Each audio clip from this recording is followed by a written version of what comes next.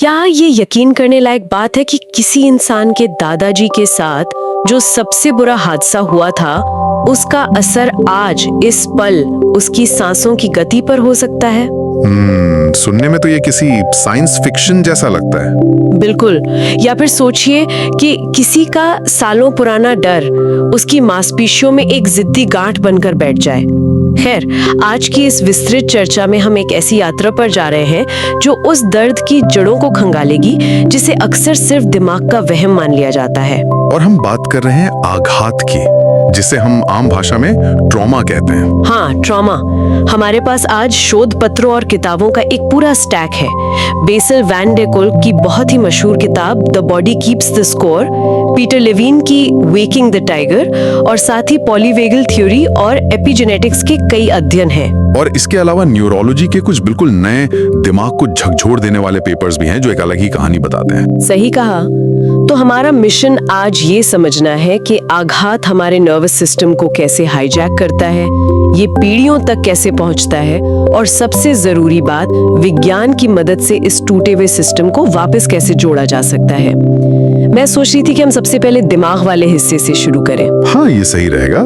जो लोग इन थियरीज के बारे में पहली बार जान रहे हैं, वो शायद सोचते होंगे कि आघात तो बस एक बुरी याद है, मतलब समय के साथ फीकी पड़ जाएगी। हाँ, आमतौर पे लोग यही कहते हैं कि समय हर घाव भर देता है। बिल्कुल, लेकिन बेसिल वैन डे कोल्क का काम इस मिथक को पूरी तरह तोड़ देता है। उनका शोध बहुत साफ शब्दों में दिखाता है कि ट्रॉमा कोई मनोवैज्ञानिक हवा नहीं है, ये एक भौतिक शारीरिक बदलाव है। भौतिक बदलाव? हाँ, जब कोई बहुत बड़ा सदमा लगता है ना, तो इंसान के दिमाग का आर्किटेक्चर, उसकी पूरी बनावट सचमुच बदल जाती है।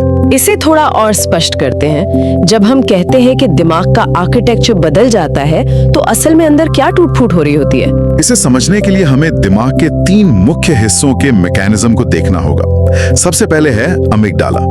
ये हमारे दिमाग का स्मोक डिटेक्टर या कह लीजिए अलार्म सिस्टम है। अच्छा, खतरे को भांपने वाला अलार्म। बिल्कुल।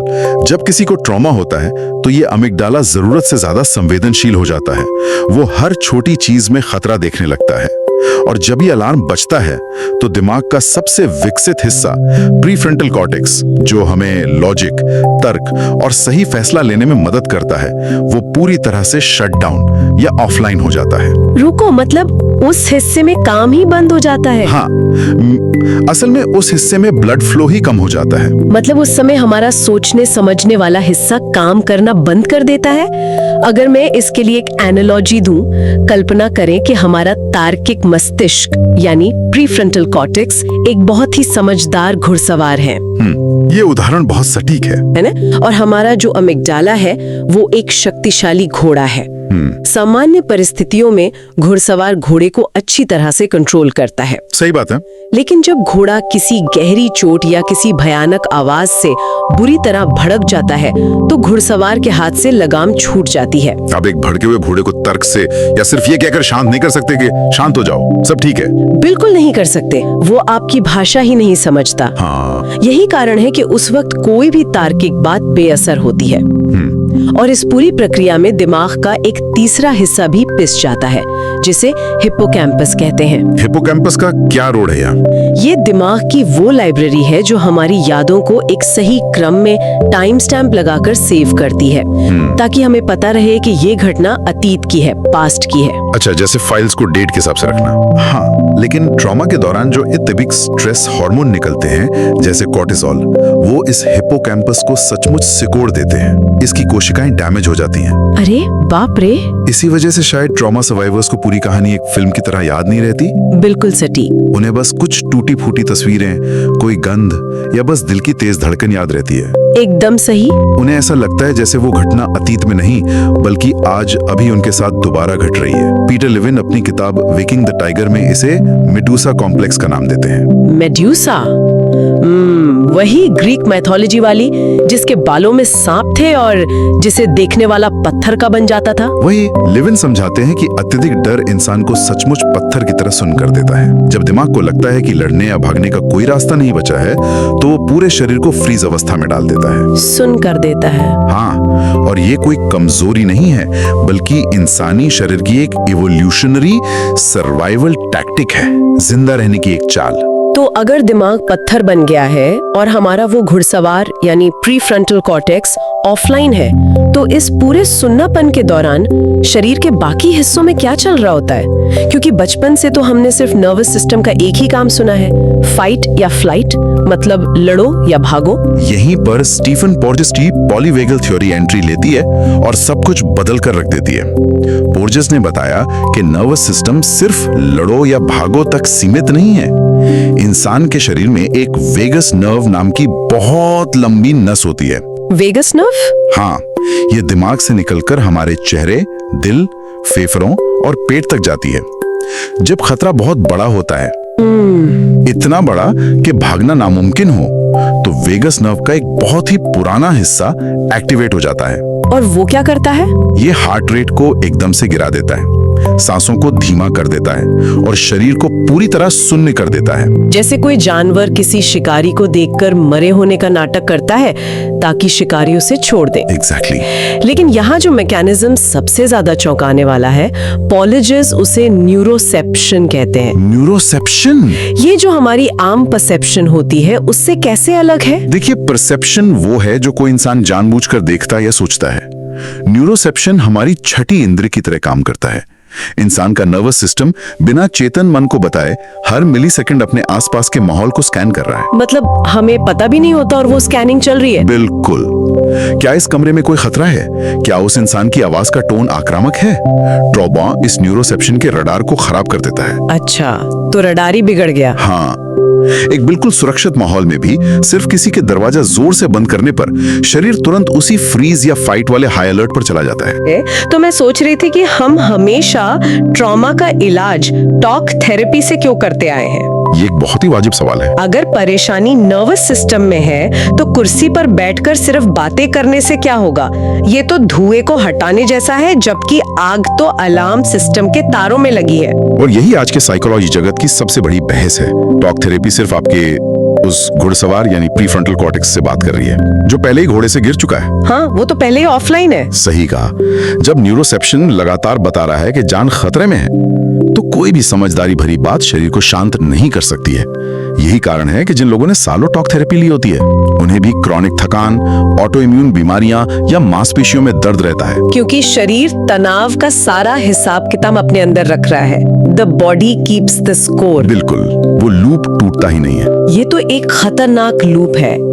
लेकिन चलिए इस चर्चा को एक और गहरे स्तर पर ले जाते हैं, क्योंकि अगर ये आग शरीर के अलार्म सिस्टम में लगी है, तो क्या ये इंसान के मरने के साथ बुझ जाती है? यहाँ एपिजेनेटिक्स के जो शोध हमारे सामने हैं, वो बहुत ही परेशान करने वाले हैं। विज्ञान का ये हिस्सा सच में हमारी पुरानी समझ को पूरी तरह हिला देता है।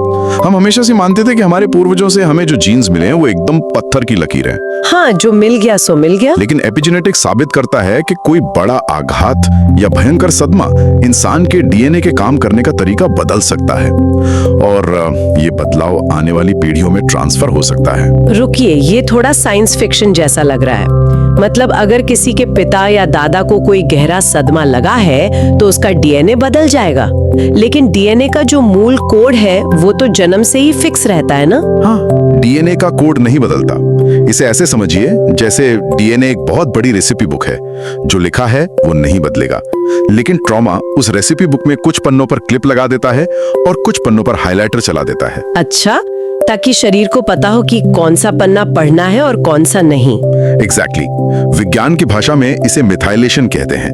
पर्यावरण और अत्यधिक तनाव इंसान के डीएनए के ऊपर कुछ केमिकल टैग्स लगा देते हैं, जो तय करते हैं कि कौन सा जीन ऑन होगा और कौन सा ऑफ रहेगा। ओहो, मतलब रेसिपी वही है, लेकिन असल में कौन सी डिश बनेगी ये वो केमिकल टैग्स तय कर रहे हैं। और इसका सबसे बड़ा सबूत रेचल यहूदा की रिसर्च है। उन्होंने होलोकॉस्ट सर्वाइवर्स का अध्ययन किया, वो लोग जिन्होंने नाजी कैंप्स में दुनिया का सबसे भयानक टॉर्चर सहा था। रेचल ने देखा कि सर्वाइवर्स के FKBP5 नाम के जीन पर एपिजेनेटिक बदलाव आ गए थे। ये FKBP5 जीन क्या करता है? ये जीन शरीर में कॉर्टिसोल यानी स्ट्रेस हार्मोन को रेगुलेट करता है। और क्या ये बदलाव उनके बच्चों में भी दिखा? यही तो इस स्टडी का सबसे बड़ा टर्निंग पॉइंट था। उन बच्चों का जन्म हॉलोकास्ट के दशकों बाद हुआ था। उन्होंने कभी वो टॉर्चर कैंप्स नहीं देखे। फिर भी जब उनका ब्लड टेस्ट हुआ तो उनके उस जीन पर बिल्कुल वही केमिकल टैग्स मौजूद थे। मतलब वो दर्द उनके डीएनए तक पहुंच गया था। हाँ, उनका शरीर भी स्ट्रेस को बिल्कुल उसी अति संवेदनशील तरीके से प्रोसेस कर रहा था जैसे उनके माता पिता का शरीर करता था। ये सुनकर तो ऐसा लगता है जैसे ये एक तरह का जेनेटिक श्राप हो गया। जो गलती किसी ने की ही नहीं, उसकी सजा उसकी नस नस में दौड़ रही है। और मैंने पढ़ा है कि जो माताएं गर्भावस्था में गहरी हिंसा या भयंकर तनाव झेलती हैं, उनके बच्चों का नर्वस सिस्टम पैदा होने से पहले ही बदल जाता है। बिल्कुल। यहाँ तक कि पिता के स्पर्म में मौजूद माइक्रो आरएनए के जरिए भी तनाव का पैटर्न बच्चे में ट्रांसफर होता है। ये डरावना जरूर लगता है, लेकिन असल में बायोलॉजी इसे किसी श्राप की तरह नहीं देखते। एवोल्यूशन के नजरिए से ये शरीर का एक बहुत ही शानदार एडवांस सिस्टम है। शानदार कैसे? कोई बच्चा बिना बात के एंजाइटी झेल रहा है, इसमें क्या एडवांस है? देखिए, प्रकृति का मुख्य काम इंसान को खुश रखना नहीं है, उसका काम उसे जिंदा रखना है। अगर माता पिता ने एक हिंसक और खतरनाक दुनिया का सामना किया है तो शरीर भविष्यवाणी करता है कि ये बच्चा भी उसी खतरनाक दुनिया में पैदा होगा। अच्छा, तो वो उसे तैयार कर रहा है। बिल्कुल, वो बच्चे के डीएनए में पहले से ही अलार्म सिस्टम को हाई अलर्ट पर सेट कर देता है ताकि वो पैदा होते ही खतरे को भांप सके और जिंदा रह सके। अब समस्या बस ये है कि शायद वो बच्चा एक सुरक्षित दुनिया में पैदा हुआ हो, लेकिन उसका बायोलॉजी पुराने सॉफ्टवेयर पर चल रहा है। वाह, मतलब जो चीज अतीत में एक सर्वाइवल टूल थी, एक हथियार थी, वो आज के शांत माहौल में एक बीमारी या एंजाइटी डिसऑर्डर बन गई है। एकदम सही। तो वैंडर कॉल्क और लेविन के नजरिए से शरीर एक तरह की हार्ड ड्राइव है जिसने ये सारा दर्द स्टोर कर लिया है। लेकिन हमने अपने रिसर्च स्टैक में एक बिल्कुल नया दृष्टिकोण भी देखा है और मुझे लगता है कि विज्ञान की सबसे दिलचस्प बहस है। हाँ, आप कार्ल फ्रिस्टन और स्टीवन कॉटलर के न्यूरोसाइंटिफिक पेपर की बात कर रही हैं। उनका नजरिया वैंडर कॉल्क से बिल्कुल अलग है। वो कहते हैं कि शरीर स्कोर नहीं रखता। मैं थोड़ी कंफ्यूज हो रही हूँ। अभी तक हम कह रहे थे कि दर्द मांसपेशियों में है, नर्वस सिस्टम में है, डीएनए में है। अगर शरीर में यादें या दर्द स्टोर नहीं है तो फिर ये लोग बार बार वही शारीरिक प्रतिक्रिया क्यों महसूस करते हैं? वे एक नया कॉन्सेप्ट देते हैं जिसे प्रेडिक्टिव कोडिंग कहा जाता है। उनका मानना है कि दिमाग कोई स्टोरेज डिवाइस या हार्ड ड्राइव नहीं है जो पास्ट को रिकॉर्ड करता है। इसके बजाय हमारा दिमाग एक अनुमान लगाने वाली मशीन है, एक प्रेडिक्शन मशीन। अनुमान लगाने वाली मशीन? हाँ, ये हमेशा अगले पल की भविष्यवाणी कर रहा होता है। के कारण दिमाग हमेशा हर स्थिति में सिर्फ खतरे की ही भविष्यवाणी करने लगता है। तो मतलब शरीर के अंदर कोई पुराना वायरस या फंसी हुई ऊर्जा नहीं है, बल्कि हमारा जीपीएस खराब हो गया है। सही कहा। शरीर का गूगल मैप्स हमें गली में घुमा रहा है और कह रहा है कि आगे खाई है, जान का खतरा है, जबकि हम सिर्फ अपने लिविंग रूम में आराम से सोफे पर बैठे हैं। ये एकदम परफेक्ट एनालॉजी है। ये फंसी हुई ऊर्जा का मामला नहीं है, बल्कि लचीलेपन के खो जाने का मामला है। न्यूरोसाइंस से मेटास्टेबिलिटी का नुकसान कहता है। मेटास्टेबिलिटी? हाँ, एक स्वस्थ दिमाग अलग अलग गियर में बहुत आसानी से शिफ्ट कर सकता है। जैसे आप हाईवे पे गाड़ी चलाते हुए गियर बदलते ना। हाँ। खतरे के समय हाई गियर और सुरक्षित होने पर लो गियर। हाँ। लेकिन ट्रॉमा के बाद दिमाग एक ही गियर यानी डर के चक्र में फंस कर रह जाता है और फिर वो शरीर के नॉर्मल सिग्नल्स को भी खतरा मान लेता है। जैसे अगर मेरी हार्ट बीट सीढ़ियां चढ़ने से तेज हुई तो खराब जीपीएस वाला दिमाग कहेगा, देखा धड़कन तेज है, मतलब आसपास कोई खतरा है। यही सबसे बड़ा ट्रैप है। दिमाग शरीर से कहता है कि खतरा है, शरीर तनाव के हार्मोन्स छोड़ता है, फिर दिमाग उस तनाव को महसूस करके कहता है मैंने तो पहले ही कहा था। ये एक अंतहीन लूप बन जाता है। बाप रे। अब चाहे हम इसे शरीर में फंसी ऊर्जा का सिद्धांत माने या खराब जीपीएस और प्रेडिक्टिव कोडिंग का, दोनों ही इस बात पे पूरी तरह सहमत हैं कि आघात पूरे नर्वस सिस्टम को हाईजैक कर लेता है। तो अब हम इस चर्चा के सबसे जरूरी हिस्से पर आते हैं। अगर टॉक थेरेपी काम नहीं कर रही क्योंकि हमारा घुड़सवार ऑफलाइन है,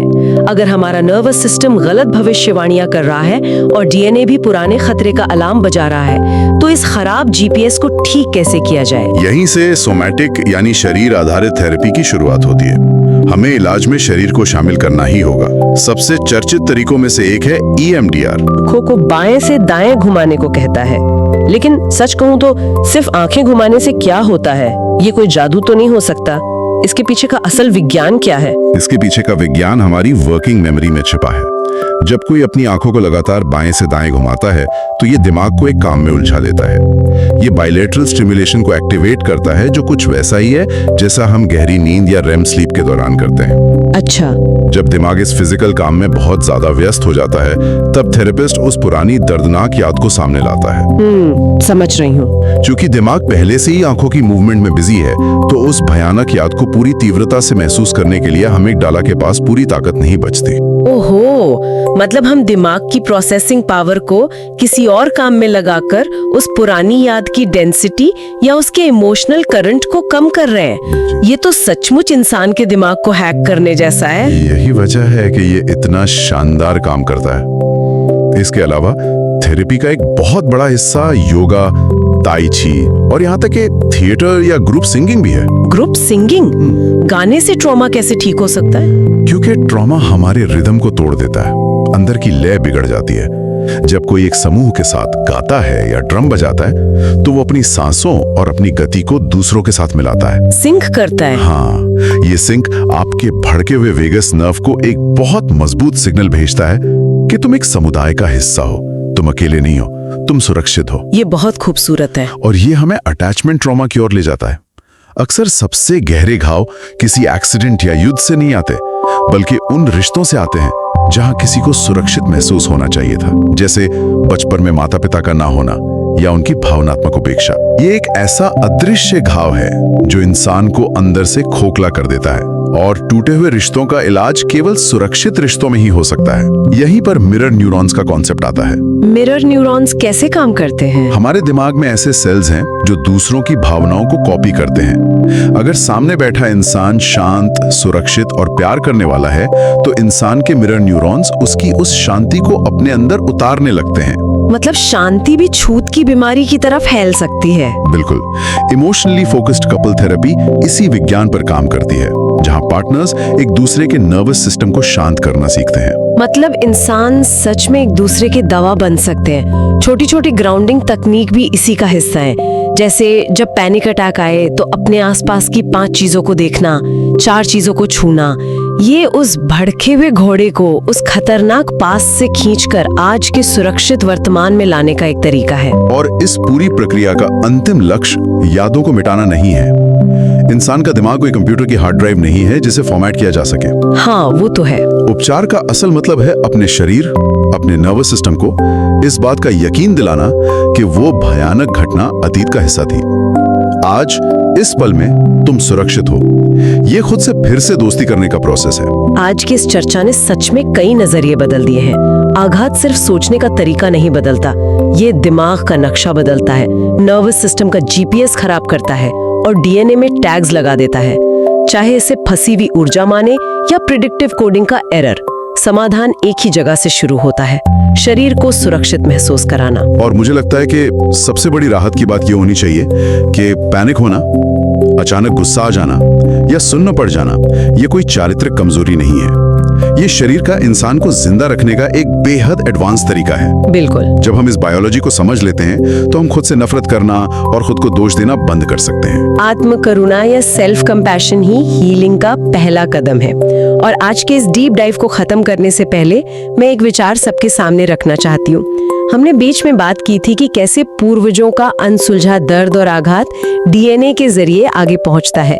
ये सुनकर निराशा महसूस हो सकती है। हाँ, बिल्कुल हो सकती है। लेकिन जरा सिक्के के दूसरे पहलू को देखिए। अगर डर और आघात पीढ़ियों तक सफर कर सकते हैं, तो आज इंसान जो खुद को ठीक करने की मेहनत कर रहा है, जो अपनी एंजाइटी से लड़कर शांति खोज रहा है, क्या वो प्रयास बेकार जाएगा? बिल्कुल नहीं जाएगा। विज्ञान कहता है कि आज जो हीलिंग हो रही है, वो शायद आने वाली अभी तक ना जन्मे पीढ़ियों के डीएनए में लचीलेपन, शांति और साहस का एक नया कोड लिख रही है। आज जो आग हम बुझा रहे हैं, वो कल किसी और के लिए एक ठंडी छांव बनेगी। और शायद यही सबसे बड़ी वजह है कि इंसान को कभी हार नहीं माननी चाहिए।